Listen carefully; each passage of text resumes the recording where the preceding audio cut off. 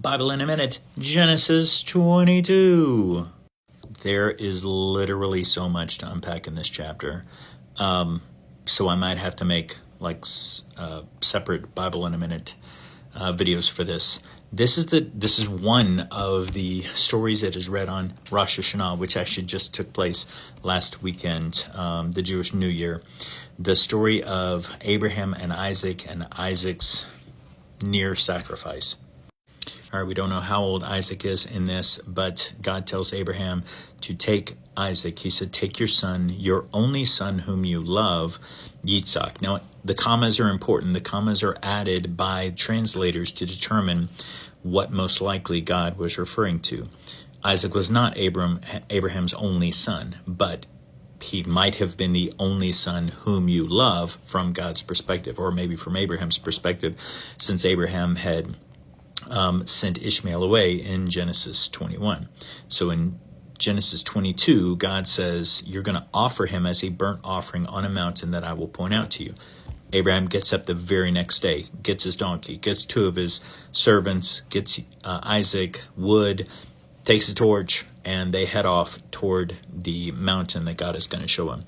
On the third day of traveling, they arrive to the mountain, and so they tell the servants, hey, you stay here with the donkeys. I and the boy will go there, worship, and return to you. So the implication is that Abraham had faith already that whatever God was going to ask him to do, God was able to restore Isaac back to life if he truly was going to be killed and offered as a burnt offering to the Lord. He says, we will return to you. Isaac says, okay, we're on the mountain. I see the fire. I see the wood. Where's the lamb? And Abraham says, God will provide himself the lamb for a burnt offering, my son. Now, the Hebrew phrasing is a little tricky. God will himself provide. God will provide himself. And of course, we already know there's some foreshadowing here, not knowingly by Moses.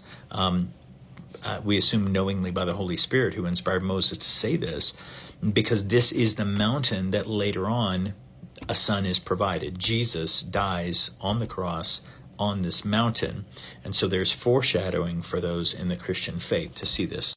So Abraham does what he's commanded to do. He takes a knife. He presumably puts it up to his son's throat. Some people believe he actually sliced Isaac's throat. Some people believe, he just touched it there and intended to do it. He is stopped by a messenger of the Lord and say, don't lay a hand on the boy. Don't do anything to him. Now I know you're a man who fears God because you've not withheld your son, your only son, from me. Now, did God already know that what Abraham would do? Yes, if God is omniscient, he already knows it.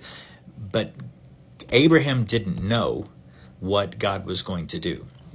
Abraham didn't know that God would stop him. He believed that God would restore him to life. He figured something was going to happen. But this is the son that God has promised to me, and through me all the nations of the world will be blessed through this son. So God's got to do something. And so Abraham acts out in faith, but before he kills Isaac, Isaac is saved by this messenger, and God says, hey, I see what's in your heart. And now, more importantly, you see what's in your heart. You see that you will not withhold your only son from me. So he calls that place, in Latin, Jehovah Jireh, Adonai Yireh. On this mountain, the Lord will see to it, the Lord will provide. Or he has provided, he will provide, the Lord provides. And of course, again, the foreshadowing there, on that mountain, God provided salvation through the sacrifice of Jesus.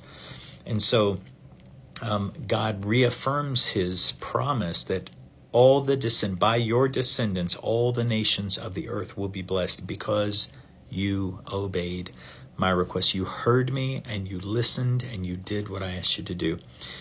And so this is a wild chapter. As I said, it's always read on Rosh Hashanah, which is it's a very big day on the Jewish calendar. Read chapter 22. Comment, let me know what stands out to you as you read this chapter.